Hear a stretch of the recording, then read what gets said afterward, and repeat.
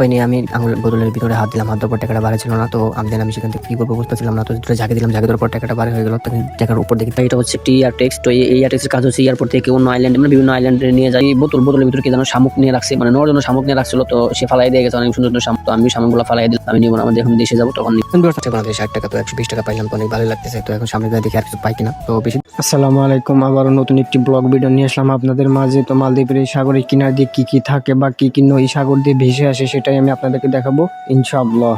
তো ভিউয়ার্স, আমি কিন্তু সাগরের কিনারে চলে আসছি। তো আমার পিছনে কিন্তু নীল পানি দেখা যায়। আর শুধু নীল পানি দেখলেই হবে না, সাগরের কিনার দিয়ে কি কি আছে, কি কি থাকে সেটাও কিন্তু দেখতে হবে। এখানে দেখেন কত বড় বড় পাথর, আর একটি গাছ আছে, কত বছর পুরনো গাছটি সেটাকে আমি জানি না। মালদ্বীপ হচ্ছে নীল পানির দেশ, এখানে প্রায় প্রচুর পর্যটক ঘুরতে আসে। দেন এখানে আমি কিন্তু ঘুরতে আসি না, আমি হচ্ছে কাজ করি। তো আজকে আমাদের কাজ নাই, মানে বন্ধ, এই জন্য আমি একটু সাগরের পাড়ে আসলাম, একটু হাওয়া খেতে আসছি। একটি সুন্দর একটি দেশ। তো আজকে সকালে অনেক বৃষ্টি হয়েছে আর এখন প্রচন্ড রোদ উঠেছে। তো কি আর করা, চলুন আমার সাথে। তো আবহাওয়া কখন ভালো হয় কখন খারাপ হয় সেটা আল্লাহ কি ভালো জানেন। এখানে অনেক কিছু আছে বলে মনে হচ্ছে, তো মনে হলে তো হবে না। যদি নাগিন থাকে, যদি সবল মরে বলে মামা রাগ করলা, তখন উপায় হবে কি? তো উপায় যাই হোক না কেন, এখানে কালো কালো নেট দেওয়ার কারণ হচ্ছে বালি গোলা যাতে নিচে না নেমে আসে। সামনে একটা ভাই, তার বাড়ি হচ্ছে লঙ্কা, সে আমাদের কোম্পানিতে কাজ করে। তারা জিজ্ঞেস করলাম ভাই কই গেছিলেন, সে বলল যে আমি শামুক আনতে গেছিলাম। তো ভিউয়ার্স, ভাইটি কিন্তু শামুক করিয়ে নিয়ে চলে গেল। তো আমি কিছু নিয়ে যেতে পারবো কি না পারবো সেটা আল্লাহ পাকে ভালো জানেন। তো ভিউয়ার্স, মালদ্বীপের বালি হচ্ছে অনেকটা মোটা, অনেকটা ধারালো। তো এখানে পানি একটু কম আছে, আবহাওয়া একটু ভালো আছে, তার জন্য পানিটা নিচে নেমে গেছে। তো ভিউয়ার্স, আমি আপনাদেরকে আরেকটা জিনিস দেখাই। এটা হচ্ছে একটি এয়ারটেক্স। তো এই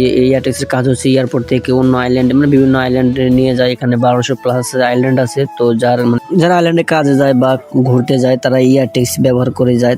যাদের বাড়ি আছে আইল্যান্ডে তারাও কিন্তু এয়ারটেক্স ব্যবহার করে যায়। এর বিকল্প রাস্তা আছে, স্পিড বোট আছে, তারা স্পিড বোটও যাইতে পারে। কিন্তু স্পিড বোটের সময় একটু বেশি লাগে, এটার সময় একটু কম লাগে। দেন ভিউয়ার্স, আমি এখানে দেখবো কিছু পাই কিনা। ওখানে অনেকগুলোই বোতল দেখা যাইতেছে, অনেক কিছু দেখা যাইতেছে। আর এটা হচ্ছে একটি পানির বোতল, খালি পানির বোতল। আমার পিছনে অনেকগুলা বোতল আছে, তো ব্যাগও আছে। তো এটা হচ্ছে একটি জুতা। তো আরেকটি জুতা কোন আইল্যান্ডে আছে সঠিক আমি জানি না। আরেকটি জুতা পাইলে তো আমি পড়তে পারতাম। তো আজকে অনেক রোদ উঠেছে, প্রচন্ড রোদ। আমি আবারও দেখবো এখানে কি কি আছে।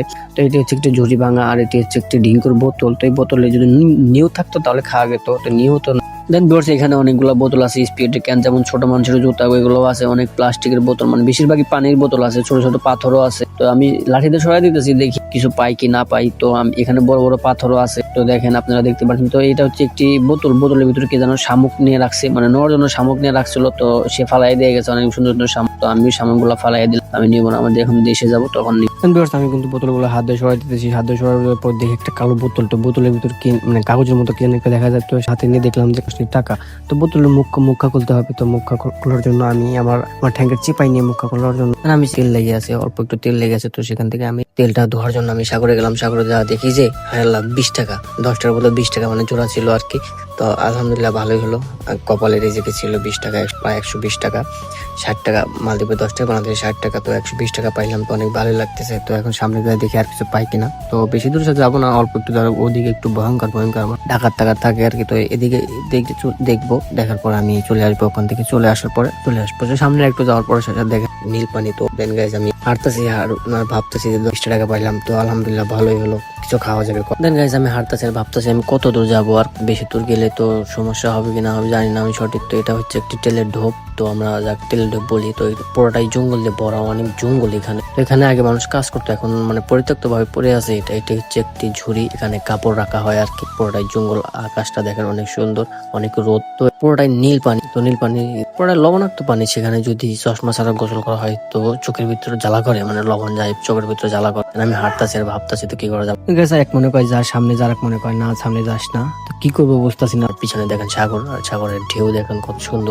সাগর কিন্তু অনেক শব্দ করে, জোরে জোরে শব্দ করে। এখানে কিছু ইট দাঁড় করে রাখছে, কতদিন রাখছে তা জানি না। কিছুদিন আগে এখানে ইট দাঁড় করানো ছিল না, তো আজ দেখি ইট দাঁড় করানো। দেখেন কতগুলো ইট এখানে দাঁড় করে রাখছে। তো এগুলো মনে আর নেবে না, এভাবে রেখে দিবে। তো দেন গাইস, যারা ঘুরতে আসতে চান তো গার্লফ্রেন্ড নিয়ে, ফ্যামিলি নিয়ে তারা আসতে পারেন, সমস্যা নেই। এখানে মালদ্বীপ হচ্ছে পর্যটক দেশ, তো অনেক লোকই ঘুরতে আসে। তো এখানে ঘোরার মতো আমাদের এই সাইডে কিছু না, আইল্যান্ডে আছে অনেক কিছু। তো আইল্যান্ডে যারা আইল্যান্ডে যেতে চায় তারা অনেক কিছু রিসর্ট বা রিসোর্টে সবচেয়ে বেশি মজা, সেখানে ডান্স করে, গান করে, যত প্রকারের এনজয় আছে তারা করে থাকে। স্পিড বোট নিয়ে এক স্থান থেকে অন্য স্থানে ঘোরাঘুরি করা বা অক্সিজেন নিয়ে পানির নিচে গিয়ে ডলফিন দেখা বা ইত্যাদি ইত্যাদি, পানির নিচে যতগুলো প্রাণী আছে সবগুলোই দেখে থাকে তারা। তো অনেক মজা করে, তারা অনেক এনজয় করে। এনজয় তো করবে, অনেক টাকা পয়সা খরচ করে আসে, এনজয় তো করবে। তো এখান থেকে বেশিরভাগ লোক আসে হচ্ছে যে ইউরোপ থেকে মানে ইতালি বা ইউরোপ কান্ট্রি যা যেগুলো দেশ আছে সেখান থেকে এখানে আসে। তো এই মালদ্বীপ হচ্ছে এক ঋতুর দেশ, এখানে কোনো শীত নাই, 12 মাসই গরম থাকে এখানে কোনো শীত পড়ে না। তো দেন গাইস, ভালো থাকবেন, আবারও নতুন একটি ভিডিও নিয়ে দেখা হবে আপনাদের মাঝে। তো ভিডিওটি ভালো লাগলে সাবস্ক্রাইব করবেন, শেয়ার করবেন, কমেন্ট করবেন। তো আবার একটি নতুন ভিডিও নিয়ে আসবো আপনাদের মাঝে। তো আমার জন্য একটু দোয়া করবেন, আমি যেন ভালো থাকতে পারি। Tata, bye bye, good bye.